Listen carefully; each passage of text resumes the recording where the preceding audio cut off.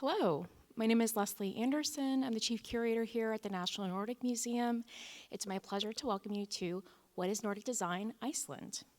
This is part of a series of programs that was supported by the Nordic Culture Fund and Arts Fund, and it really focuses on three main goals.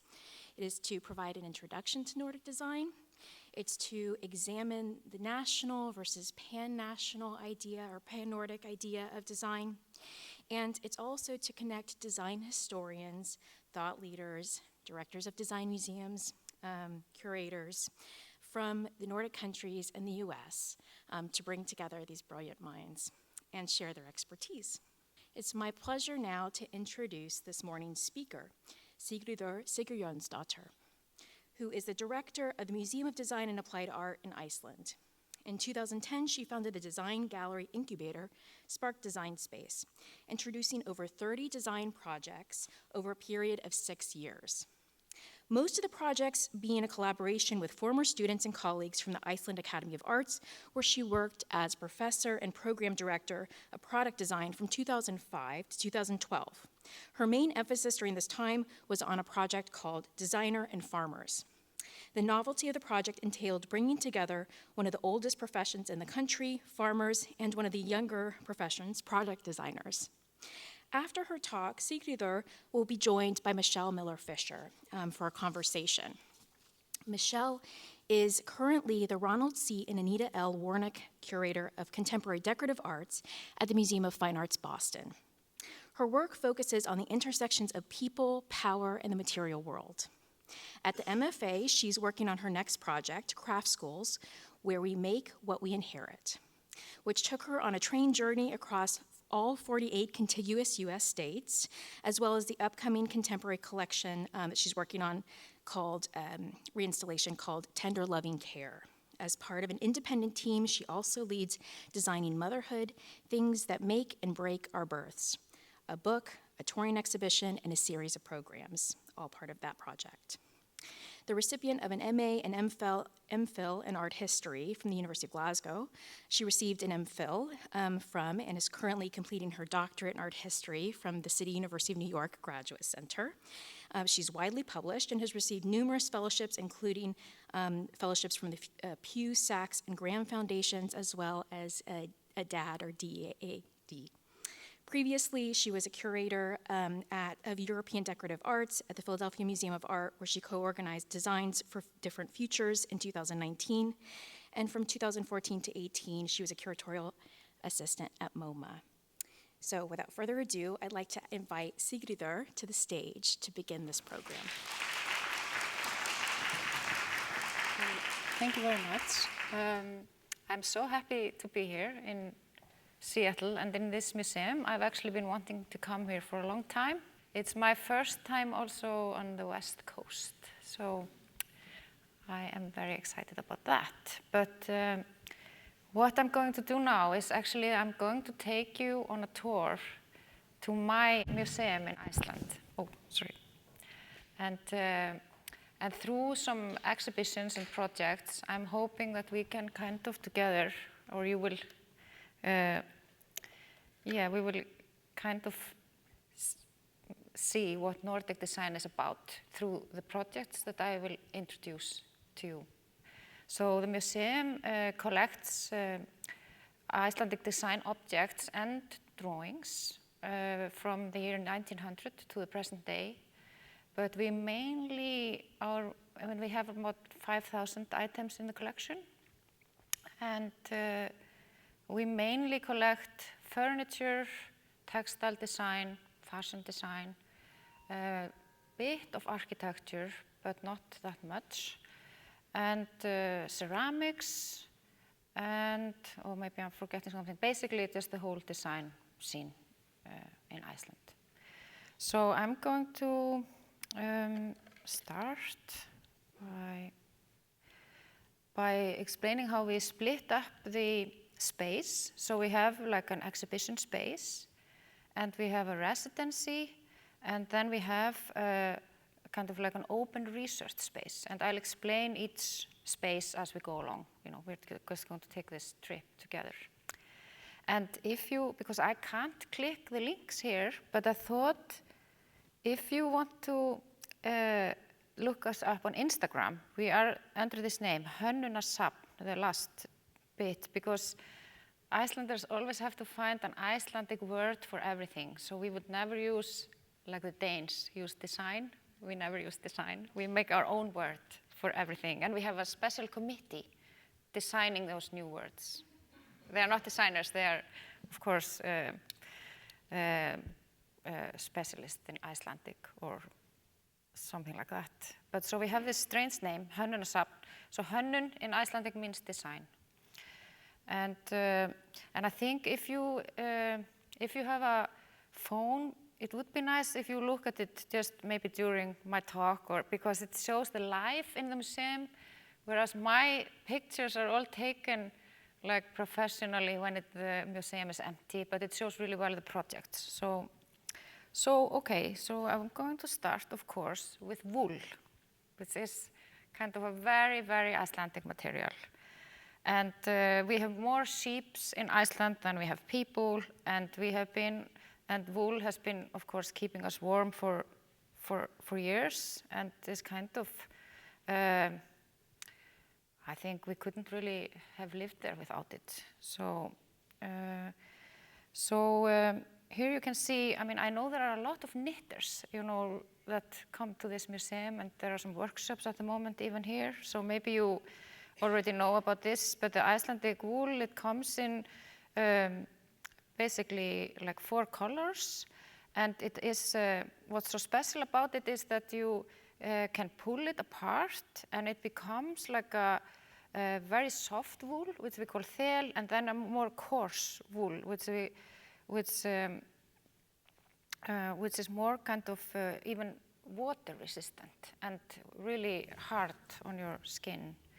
So that's basically the character of the wool, and so what I'm going to show you is just a few different projects by contemporary designers using wool, and they're using both old methods, mainly using old methods, but also new methods, which is kind of interesting. So this is a blanket. It's called, it's actually woven, and it's like a tweed on the other side, but on this side it's like a fur. So it's actually like a fur, it's not fake, of course, but it's without killing the animal. And it's woven in a way, it's woven just like you would weave a tweed, but then Ásthildur Magnúsdóttir, you can see her name there, she's a textile designer in Iceland, and then she will take actually the fresh wool and tie it, it's like a very laborious process, but it's so beautiful, and it's so warm, because of course it has a lot of air, and it's really, if you are wearing it, it's like the warmest blanket you can imagine, and really beautiful. And it's also nice to tell you that Ásthildur was actually also a designer in residency in our museum, and we did with her during COVID, because then we were closed for some time, and we had like what we called like a slow podcast, of people who were in residency making things, and it would just be her weaving and pulling the thread and weaving, and it became the most popular podcast we ever did. And people would say to us it was just so calming to have someone on, maybe they would put her in the corner of the screen and keep on working, but just to have someone actually making something with their hands and seeing this blanket evolve very slowly. But it was so we have kept on doing it when we have people who are willing to do it with us in the residency, because we have a lot of just crafts people coming there. So that's, and then we have another designer who is using, who founded this company, and she is using it to make like sound, for sound, what do you call it, like to make the sound better in the space. And this has become like a quite a big company, and she's received a lot of awards, so that's a different way of using the wool. And that's her company's name. And we have this, I mean, we in Iceland, we are so much rooted to storytelling. And I think you will always see it, and you see it here in the explanation with each project. So we actually explain, you know, where the wool comes from. You know, like she sends it to Italy to have the panels made, who is working on it. It's like this whole story of the product, and we do it with each product. And here is another, this is a fashion designer. Her name is Magnea Einarsdóttir, and her goal is to produce her collection in Iceland completely. And at the moment, it's not so easy because it's so much cheaper to have your clothes made abroad. I mean, it's almost nobody is doing this in Iceland anymore. So actually, the wool is Icelandic. It is knitted in a factory in Iceland, the fabric, and then it's also made and designed in Iceland, her coats. So, and here you can see her. So I'll just go through this. And then we have actually in Iceland, we have a co-op that it belongs to all the farmers, and that collects the wool from the whole of the island. And they store it like this, or they keep it like this. And actually this big chunk of wool that you see here is something that we used to, and still do, sell abroad very cheaply, because it is from sheep that are maybe two colors. So you can't really spin a thread from it to produce, you know, wool for knitting. Or so this company is now trying to find ways to use it, you know, in a, you know, not to sell it so cheaply, because it's actually a fantastic material. And they are now developing, this is a carpet that you see on the wall that they have been developing, like a floor carpet. And then they have also been putting on the market and developing this duvet and pillow. And on the table, you can see that they are also been developing like a insulation material for outdoor wear. And now that is being used by a lot of companies in Iceland who are producing outdoor wear. We actually have a big industry in outdoor wear. So, and then in the front, I don't know if you can see it, but there is like a machine-made furry kind of fabric, like Ásthildur was making by hand, but this is more like you can buy it by the meter, and they are using this cheap wool to make all these different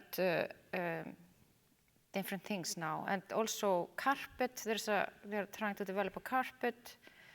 So yes, and then I think this is the last project from this series. It's tweed from Icelandic wool, and in the 70s, really all the factories that were weaving closed, because the import tax was taken away, and it was just too expensive compared to what we were importing. But now, like with so many things, designers are picking up on this this idea of using our material and not importing maybe everything.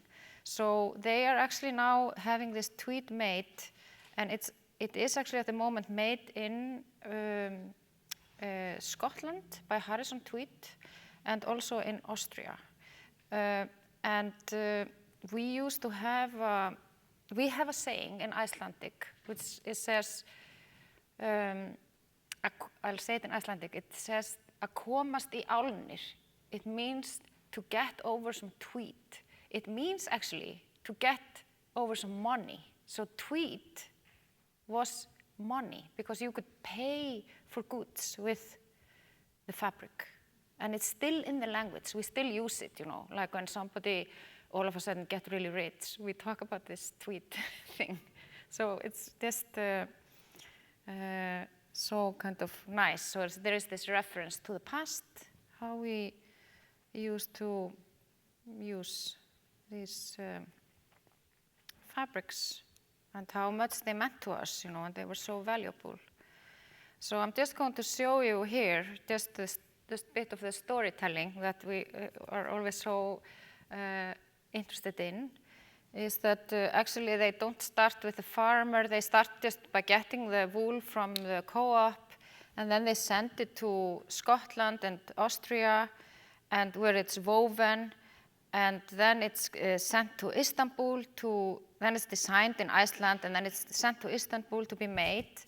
And then it goes to their store, and then you have their customers. And it's really good, I think, to show this, because we have, for example, a lot of people and children coming to our museum, and they are like, why does this suit cost $1,000?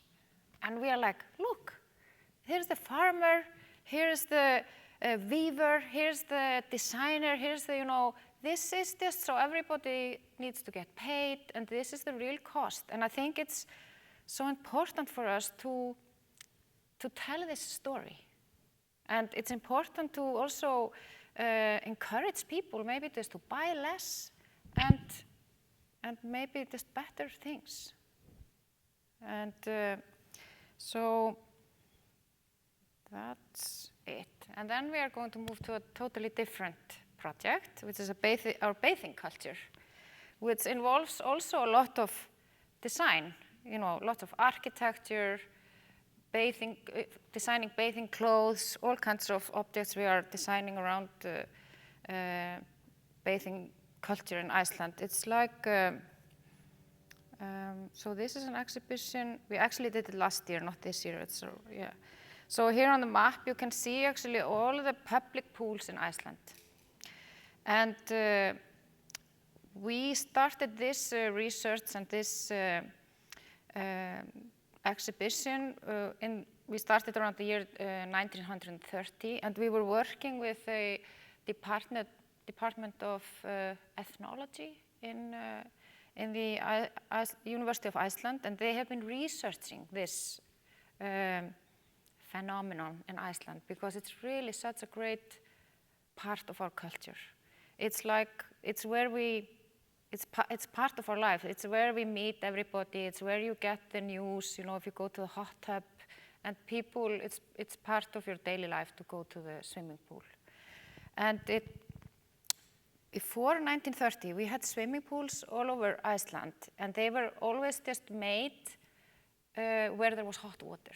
We would just dig something, and it was mainly to teach people to swim.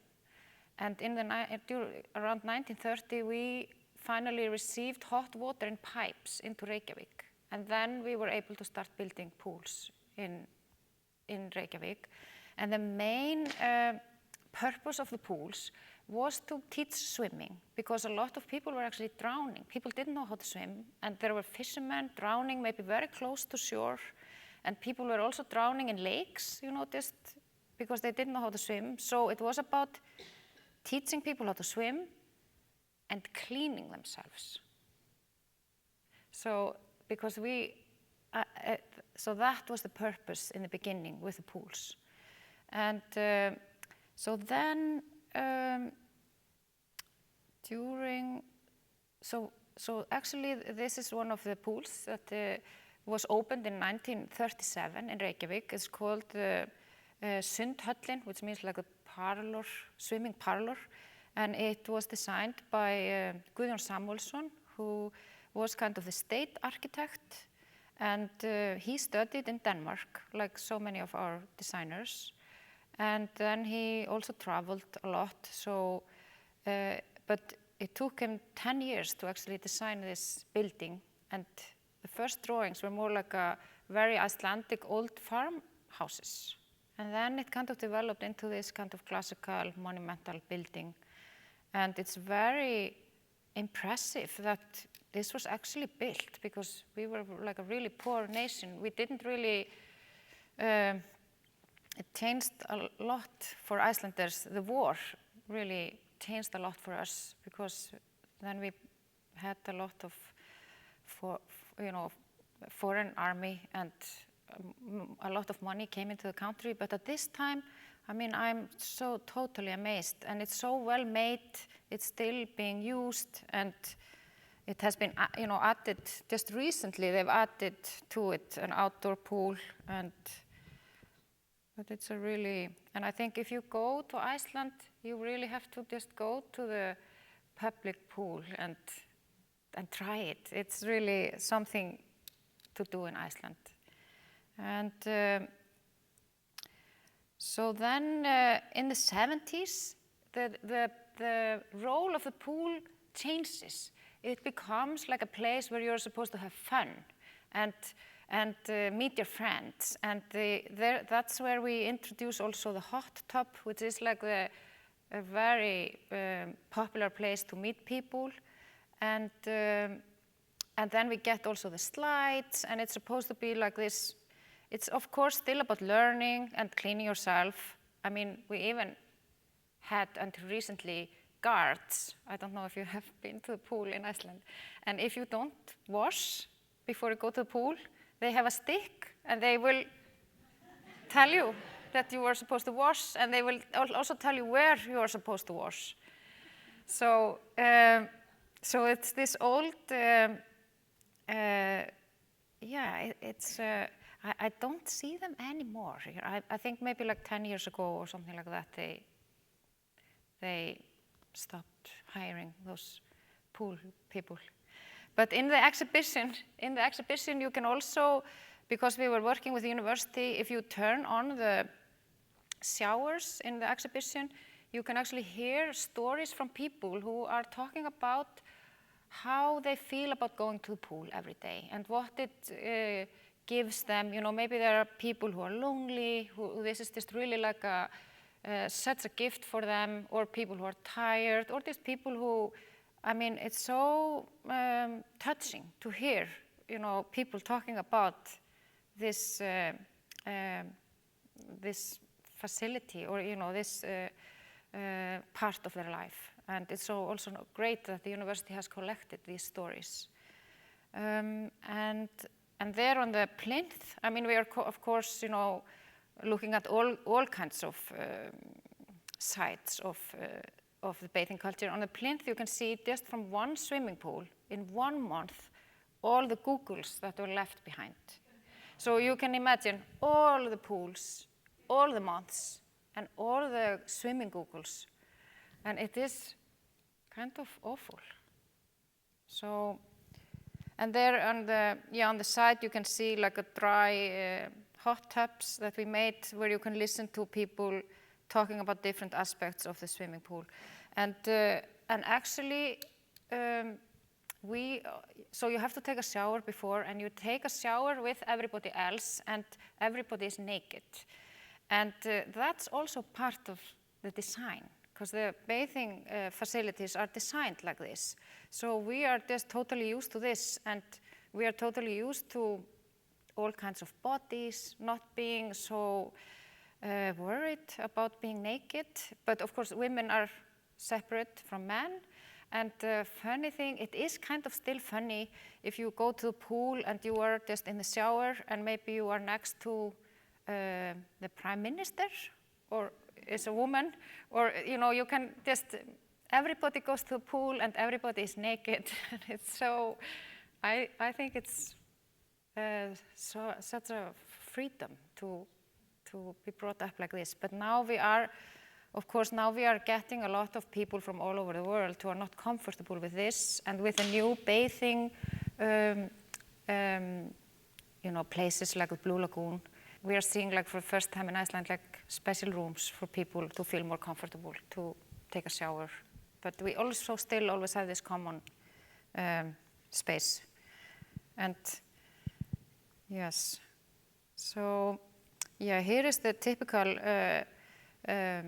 hot tub. It was designed by an Icelandic architect called Halldór Gíslason, and it's actually, the size of it is based on an old pool that used to belong to Snorri Sturluson from the 12th century. And that pool still exists in Iceland. And he actually based the size of this pool on that pool. And then, since then, designers have been experimenting with all kinds of sizes of hot tubs. But this size is the perfect size. We all agree on it, because it's where you can go there and you can just keep quiet, or you can start up a conversation with someone who's sitting there. But as soon as they become bigger or different shape, people don't talk together. They kind of keep to themselves, or in the group they came in, but in this kind of close environment. And then you can also always choose, there are many of them usually in a row, so you choose the heat. It's like the coldest, hotter, like that's the system.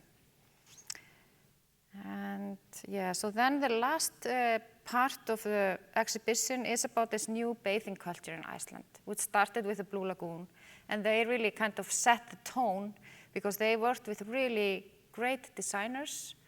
And they worked also with really good product designers, so they're making a lot of products. And so they have now just added like a 5-star hotel to their space. And then I also wanted to tell you, part of this is also, for example, this pool. It's actually by the same architects who designed the Blue Lagoon. And it's a hot tub on the shore of Akranes, which is a very small town outside of Reykjavik. And it's designed so beautiful. It's designed so that when you have the tide coming in, it actually enters the first pool. And then it goes out again. It's very much used by people who are swimming in the sea. And people are now swimming in the sea whole year around in Iceland. I mean, it's unbelievable. It's so cold, but it's become like so popular. And but what is so beautiful about this, they were looking at pebbles on the shore, and they were looking at how when the tide comes in and goes out again, it leaves puddles in the pebble. So that's the idea with this kind of beautiful hot tub. And it's also really nice about this hot tub. I went there to talk to some people who use it in Akranes. And it is like a local space. It's like where the locals meet and they go swimming in the sea. But you will always meet also someone from Brazil or from somewhere in the world. So it's also like a gate to the world. I mean, you're just living in this small village and you still manage to have a conversation with someone from far away, which is so fantastic. And then this is one of my favorite projects. This is a product designer called Valdís, who used to be my student when I was teaching at the Arts Academy in Iceland. And she developed this, she was studying product design, and she developed this floating cap. And after she finished school, she decided to go back to it, and she's been working on it for now 12 years. But what I love about it is that she is a product designer, and she has only really developed this one product, but she has made like a whole universe from it. And what she started to do was that she started to offer people to come and have floating sessions in the pools in Iceland. And she really had to convince the pool to allow her to do it, because it needs to be hotter, so it's kind of I mean, they had to make the pool hotter for her. And in the beginning, nobody wanted to do it. And then she somehow managed to get some people to one pool to start doing it. And then she invited people to come and do a floating session together. It's like just a relaxation. And she developed these things also for your legs, so you are just floating without really having to think about it. And now, today, there are floating sessions in most of the pools in Iceland. And also there are she is doing more kind of luxurious or smaller groups, maybe only of 12 people, where you get like a massage, and there is a floating sessions where you can do meditation. And she is now, a lot of people are coming to Iceland from all over the world to learn her floating methods. But at the same time, she also had to let go of it. So the tourist industry is using it and offering very expensive tours where you can go and float and look at the northern lights, and then people are using it and doing concerts in the pool, so you go and float, and everybody has, and so people are just taking it and using it in all kinds of ways. So I think it's such a fantastic project, and she has beautiful pictures also on her Instagram. It's called Flotetta, Flothetta. So that's the bathing culture. And then it's more earth.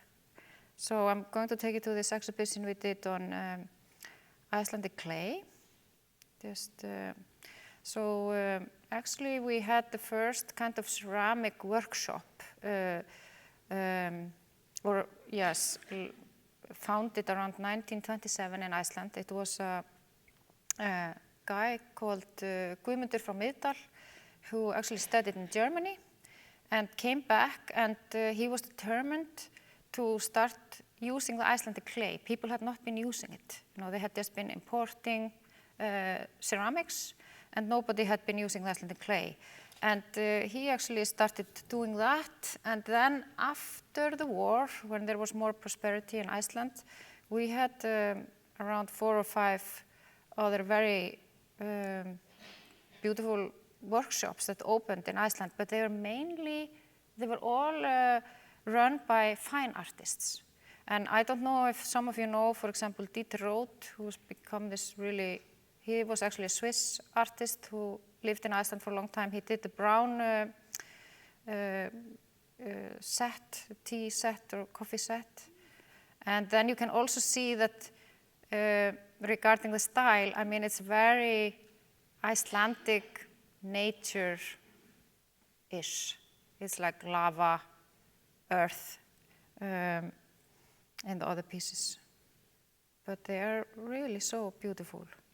And of course they were importing glazes to use, but we had this really fantastic period from 1945 to 1970s of really great clay making in Iceland.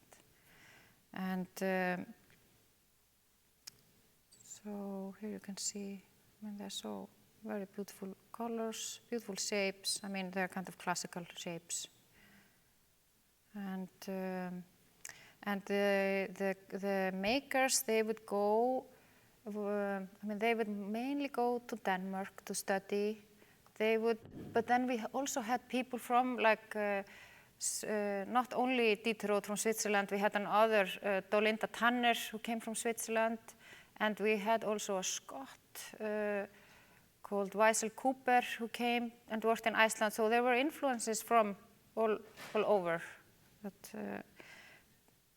And then this is more like a crazy party for the knitters, maybe. It's actually not, well, it's more like a felt project. It's a very recent exhibition we had in our museum, and it's an artist called Irurari, and she works only with sweaters that have been actually thrown away from the Red Cross, by the Red Cross. I mean, they are really like, they cannot even sell them.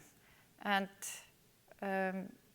she actually, so she will create these characters to make them kind of indispensable, like you don't want to throw them away anymore. They are so fantastic. So, and she's actually doing a great job living from this project now. And she uses a lot of mouth and teeth. And I was at my dentist when I was setting up this exhibition, and I was showing it to my dentist, and she really loved it. And then I said to Írurari when I came back, oh, my dentist really loved your sweaters. And she said to me, dentists are my best clients. They buy a lot of her stuff. And I was a bit surprised, but not. She said because these are of course very time consuming, so they're kind of expensive. And they have the money to buy it, and they have the humor to kind of go for it. And what is so great about Írurari is that part of her work is that she will always run workshops.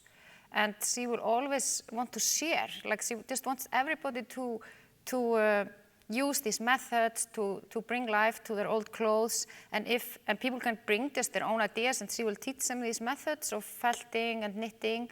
And if you don't have any ideas, she just says, just use my ideas. And she will give you like how to make these mouths and tongues. She has like a recipe that she will give. So I think it's so generous. I think that's so nice.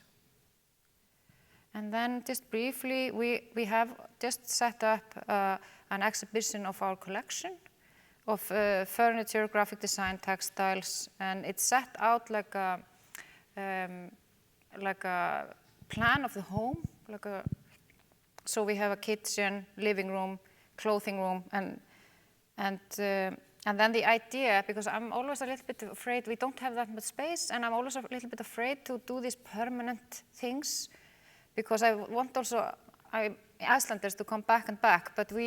So what we're doing is that we are applying on top of this exhibition different exhibitions. So now in November we are opening an exhibition on top of this one, which is all about family messaging, about what is for dinner. But it's really the curators are very young, like 24-year-old graphic designers, and it's very humorous. They are collecting these things from their family and friends, and showing how we are now communicating through Messenger about the home. It's really like that, and it's so. And here we have, this chair is designed by Sveinn Kjarval, who was half Danish and studied in Denmark, but lived in Iceland. And there's also this beautiful bench or sofa by Árni Jónsson next to it. And behind we have a more recent piece by Katrín Ólína. So we are kind of just mixing all these, items from different time together, because that's really what also happens in a home, and that's always the most interesting thing. And with Sveinn Kjarval and with some, hopefully I have, and here we have also two other guys from the 60s, 50s and 60s, 70s, the red chair. We are so influenced, of course, by Denmark and what you saw yesterday, because most of our designers actually went to Denmark to study. And I feel that it is, of course, very Danish, but it has this, it's Icelandic, but with a Danish accent. A little bit like that, somehow. So, and it has to do with, we can go through that maybe later in the questions about the education, because people really went abroad to educate themselves in design until 20 years ago, but they still do it. Of course, people still go abroad. So then I thought I'd just talk a little bit about the craft, because we have designers in residency as part of the museum shop. And this is Sunna Örlygsdóttir, who was just this genius in embroidery. She studied fashion design in Iceland, then she did an MA in Amsterdam, and then finally she went to Denmark to study embroidery. And she is just doing the most amazing pieces. And then we had this bird maker, his name is Sigurbjörn Helgason, and who used to teach carpentry to children. And now he has retired, and he's making these birds, and we invited him to come and stay with us, and he put up this fantastic workshop in the. And then we have these millinery makers, and they are actually, they are called Hage, the company, and they are actually Gulla, the girl. She is half Swedish, half Icelandic, and he is half American and half Swedish. So, and they live in Sweden, but they spend a lot of time in Iceland. So, and they are making this by hand. And the thing is that it's one thing to run a museum and just collect all these things and display them. But when you have the people in residency for 4 months, you get to know them and you realize all the work behind what they're doing. I mean, also your guests realize, because they come in and go, they see what's going on. But we, the staff, I know everything now about weaving, about, so many things that I wouldn't know if I hadn't had this residency. So I think it's my favorite thing in the museum. And we always just choose very talented people who are also a lot of fun. Because we are so few people working in the museum, so that's kind of the criteria that we have. Yeah, and here we have Ada. She is from Poland. Actually, we have 6% of our population now in Iceland is Polish. And she is working with, she's a ceramicist, and she's working with lava and some Icelandic earth, using it as a glazer for her ceramics. And it's part of her kind of exploring, becoming a part of this land. Is this her land now? Can she? And now recently, what was so nice when she was working with us, she started to work with, do you call it masonry, that work with stone. So she went to this masonry and asked them if they would sweep the floor for her every day, and she collected all the dust. And she's now using that as glazer for her. So that's again, taking this waste and applying it, and it's so beautiful. Yeah, then we have this research space. How are we on time? Okay, so this is the last. So we have this research space as part of the museum, and it's basically, we just decided to do this because we wanted more people to be working there, and we could maybe sometimes find people who got a grant to do a research, and then we can invite them into the space.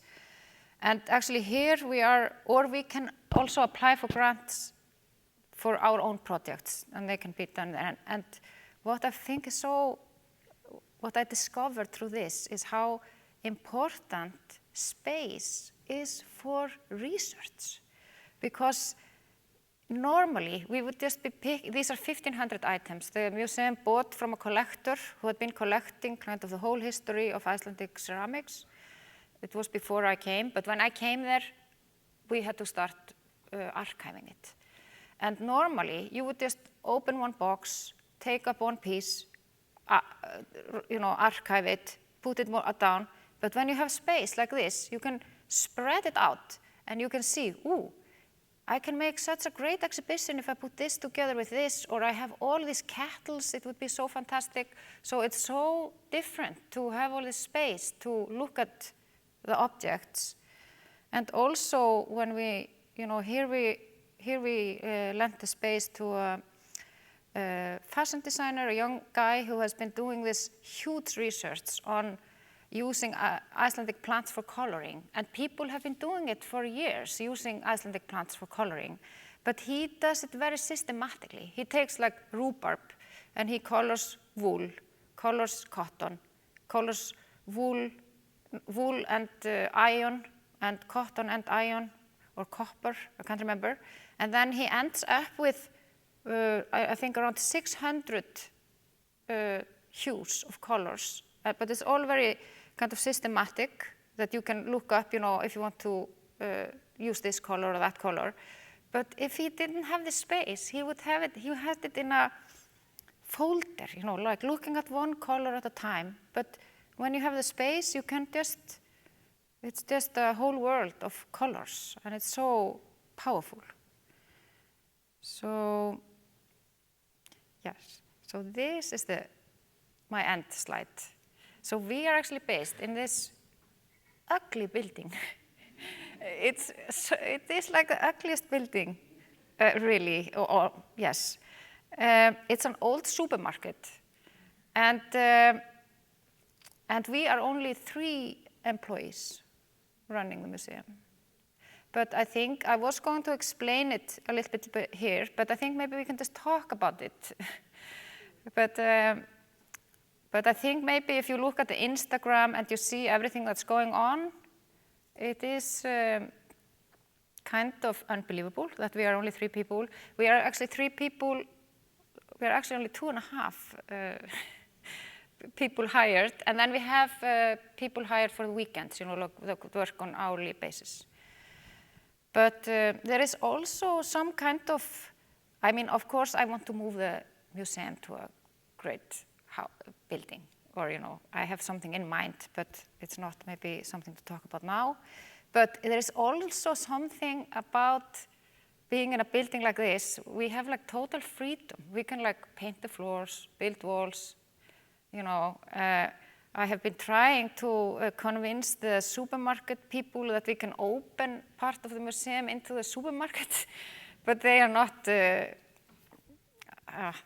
so willing to do that. It costs too much or something. But yeah, so this is where we are. If you come to visit us, we are here. Sigríður, that was amazing. I really felt like I got a good taste, like a whole tour through your museum. And I have to say, as someone from Scotland, where there are more sheep than people as well, and also where we had a big deindustrialization in the 70s as well, where textiles really fell out, where a lot of that factory production or that large-scale production of things at home fell out. A lot of the things that you touched on as well really absolutely touched where I come from.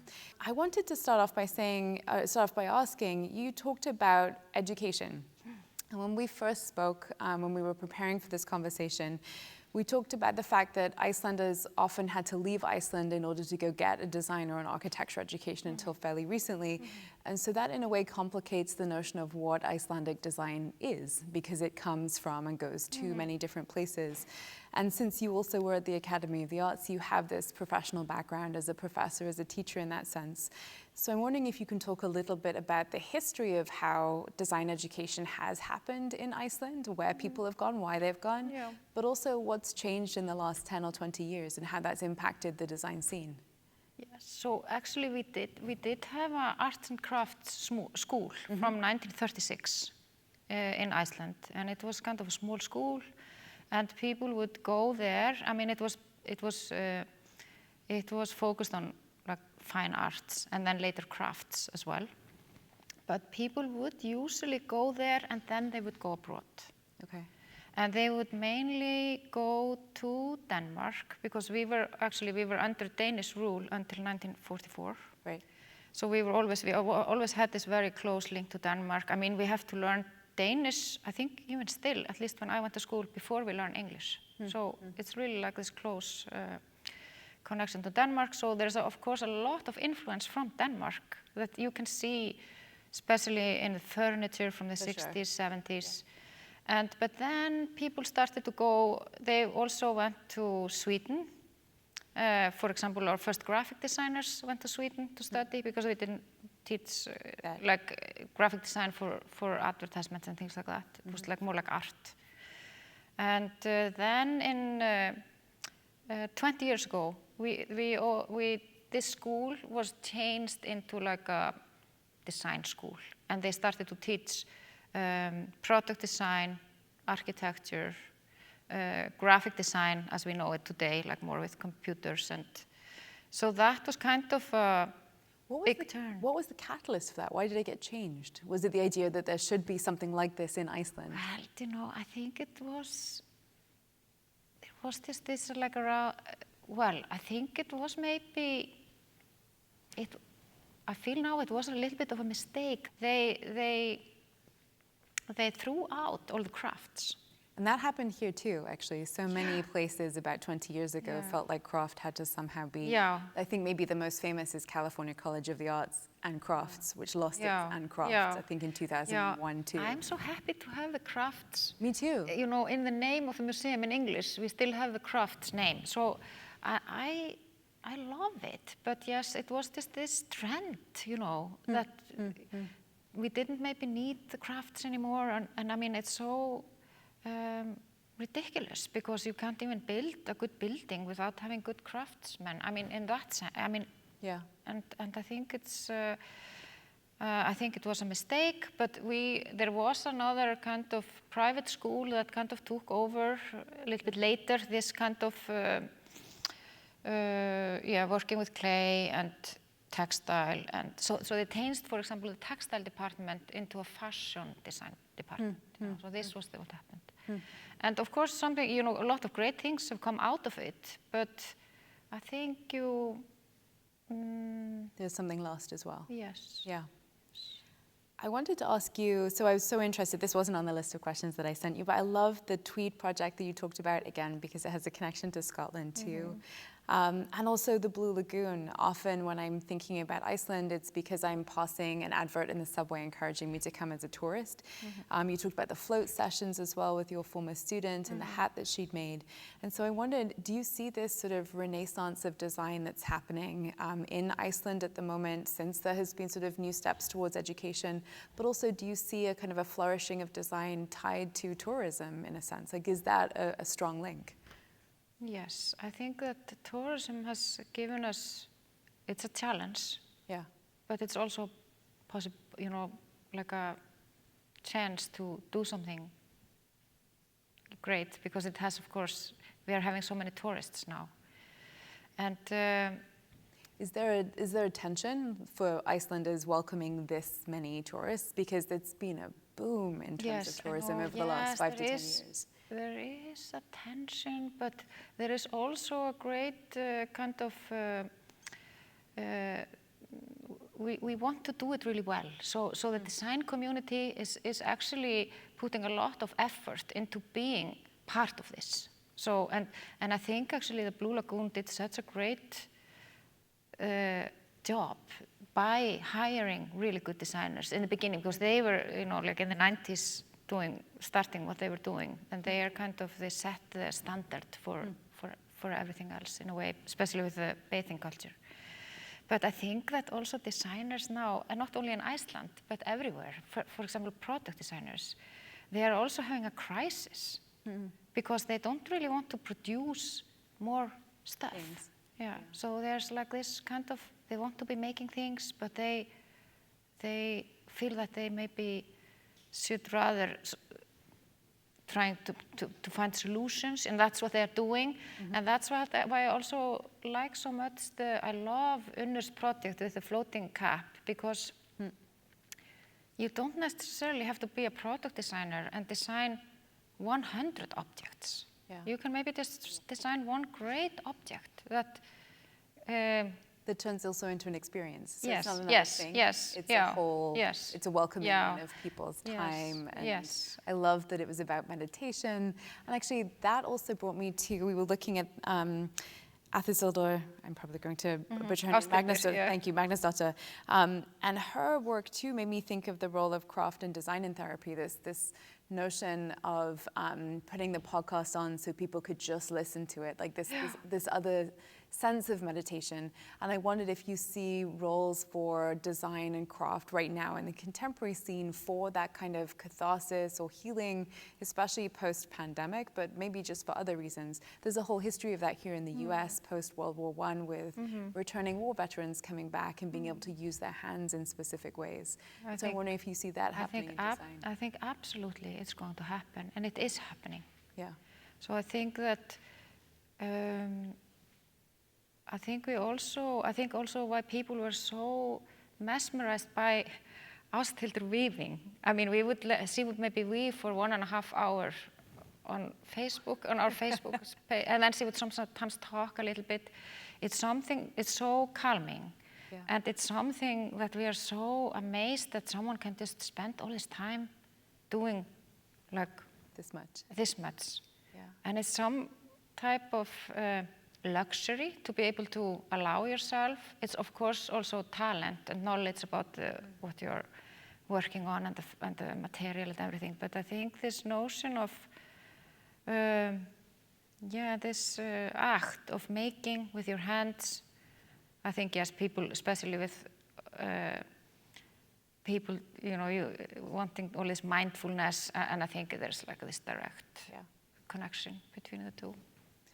I also wanted to ask, you ended the slides just there thinking about the space that you have and the fact that it's a really small staff. I mean, you took us through a whole world of what your museum is doing, and it's a lot for 2.5 to 3 people. And I'm wondering if you can talk a little bit about the very intentional choices you made about having a residency space or in making it so that the museum can be porous and invite other people in so that you have artists in residence, that you kind of build up a community and a neighborhood around what you're doing. Yeah, I think that I learned as a designer. And from working with farmers in Iceland, we did this project for many years. I worked with my students and a lot of professional people, and we went to visit farms all around Iceland. And we had this very simple method. We went into the farm and we looked at the raw material that the farmer is making. And then we looked at all the tools that he had. And then we talked to him and we listened to his wishes and dreams. And then we kind of talked to the family, so we kind of sensed what they were all about. And then with this, and we were not, the rule was this: we are not supposed to spend any money on new machines, but we are just going to work with this farmer to create more value from his raw material. And then the students, because you have so great when you're working with students, you just do like this, and then everybody starts to work, and then you get like 20 ideas. And you are maybe working with a dairy farmer, and so there are like ideas about milk baths or chocolates with skyr, or I mean, they're just the whole, and then you have to kind of just narrow it down, and with the farmer you choose. We did get a big grant from the government to do this, and then some of the, and then we developed a product with some chefs, and because we were working then with food. But you can do the same with a museum. You can come into this building and you can say, okay, what do we have here? We have a lot of space. We have a great archive. I have 2 other people to work with. And we have also the digital space of the museum. And then you just start to think, okay, you just get a group together, and you just get ideas. How can we? And our goal there was to bring in more people without having to pay them. It sounds really bad, but there are ways to do it without really hurting anyone. Yeah. So we decided to take away there was like a closet hanging for coats, and that's where we have the residency. And we can pay something, but we also just put a lot of effort into selling their work through and that's kind of, in Iceland at least, it's kind of a little bit, what do you say? Like museums are not supposed to be selling it. Oh, non-profits. So it's a non-profit. Yeah, yes, but it all goes, of course, to the designer. Yeah. And it is in the museum shop, so it's kind of okay to do it like that. Yeah. So sometimes we have one person who comes and stays for 4 months. Sometimes it's a group of 3. So it already brings so much life just to the shop, and with Inga, who works in the entrance. And so we have these people all year round. So it makes so much difference. And then upstairs, I just try to always look who is getting grants for research. And then I think, okay, here are some people who are getting grants. I'll just call them and ask them if they want to be in the space. Yeah. Or I can also apply for grants if I want to do something, like with the ceramic. I can apply for grants to hire people to come and do something for 3 months or whatever. And then I also had 2 empty desks in our office. So I've also invited people who are writing books about design or something to come and stay. So we have just invited all these people, but we select them, of course, carefully. And it means that we are having a dialogue. We are just, we are like a totally different space. So it is like design thinking, kind of, And I love that you are not only paying attention to the objects in the space as you would with an exhibition, but you're paying equal attention to the people that are in that space. Yes. It's a wonderful way of thinking of it. I wanted to ask, maybe this is my last question? Thank you, Leslie. Well, I have a whole list of questions, but we'll have to ask them at the end. I've spent the last 2 years going across the United States, asking people in different places of design and craft education, who was the teacher that brought them to their practice?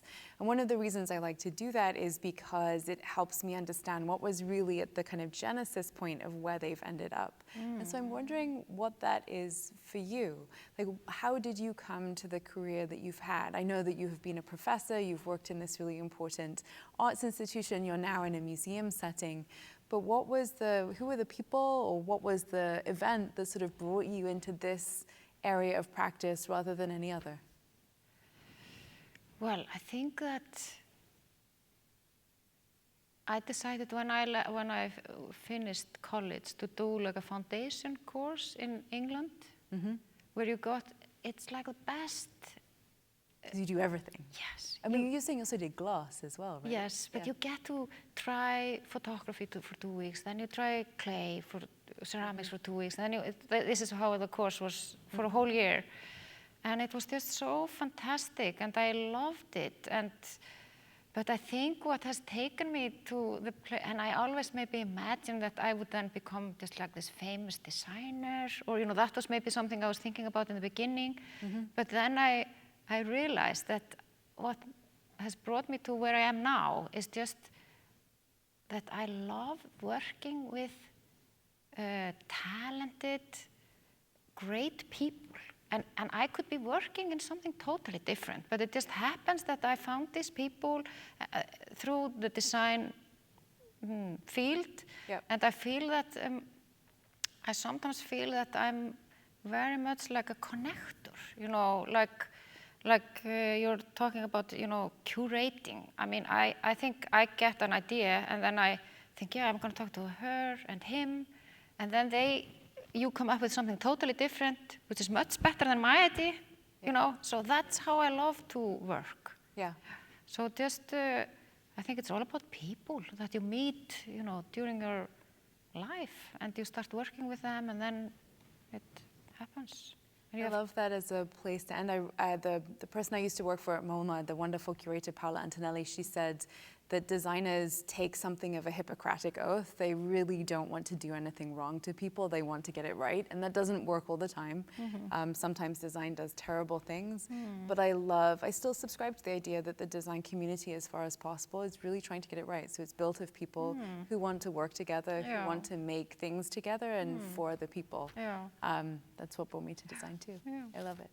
Sigríður, thank you so very much for your presentation, and to Leslie and Gillian for having us here today, and to you all for coming. Thank you.